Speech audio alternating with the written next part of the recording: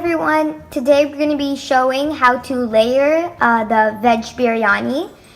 And biryani is a very messy concept, but we've cleaned everything. It's perfect, it's neat, our kitchen is beautiful, so we can start making this video.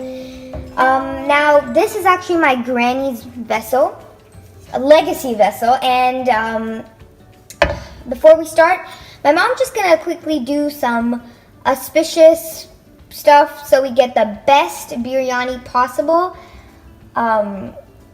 Yeah, so we're gonna get started. But before we do that, the way we came up to make this video is actually because our friend lended us some coal from their grill, and then we're like, hey, let's show everyone how to make layered veg biryani.